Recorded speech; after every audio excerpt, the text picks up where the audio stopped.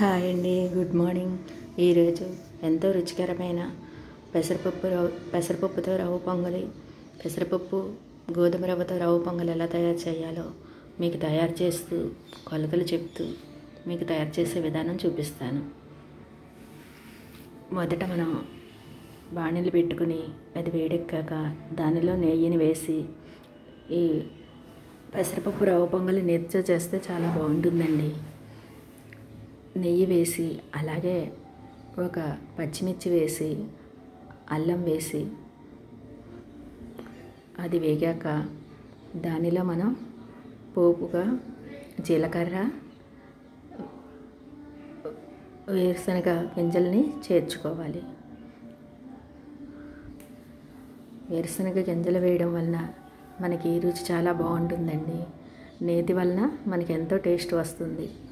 ఇలా వేగిన పోపులో చక్కగా వేరుశనగ గింజలు వేగే వరకు వేపుకుని దీనిలో మనం ఒక కప్పు గోధుమ రవ్వ వేసుకుంటున్నాం కదా.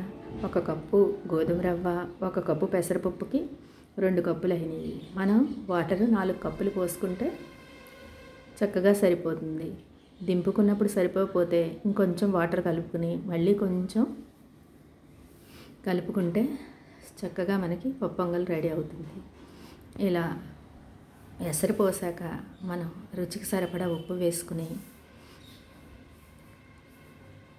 కొద్దిగా మరుగుతున్నప్పుడు మరగడం ప్రారంభించాక మనం దానిలో గోధుమ రవ్వ అలాగే పెసరపప్పు చేర్చుకుని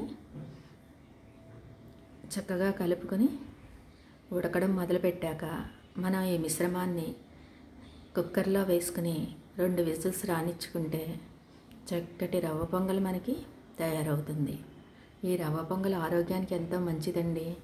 వారానికి మనం 2 రోజులు ఇది తయారు చేసుకుని తింటే ఆరోగ్యం ఎంతో బాగుంటుంది. రవ్వ, గోధుమ రవ్వ, పెసరపప్పు, నెయ్యి వాడతాం కదండి. పిల్లలకి చాలా బలవర్ధకమైన ఆహారం అని చెప్పవచ్చు. తరచూ ఇది పిల్లలకు తయారు చేసి పెట్టవచ్చు. ఇలా తయారైన రవ్వ పొంగల్లో మనం దింపుకున్న కుక్కర్లోంచి తీసాక ఒక అరకప్పు పాలు చేర్చి కలుపుకుంటే ఈ విధంగా తయారవుతుంది. పాలు వేసుకోవడం వల్ల రుచి ఇంకా బాగుంటుంది. మనం దీన్ని పుట్నాల చట్నీ అలాగే నిమ్మకాయ చట్నీతో తింటే చాలా బాగుంటుందండి. నా వీడియో కనుక మీకు నచ్చితే లైక్, షేర్, కామెంట్ మాత్రం మర్చిపోవద్దు. చాలామంది చూస్తున్నారు కానీ సబ్స్క్రైబ్ చేసుకోవడం లేదు. పక్కనే ఉన్న బెల్ సింబల్ని టచ్ చేస్తే మీకు నేను ఫర్దర్గా పెట్టే పోస్ట్స్ అన్నీ మీకు రీచ్ అవుతాయండి. లైక్, షేర్, కామెంట్ మాత్రం మర్చిపోవద్దు. సూపర్.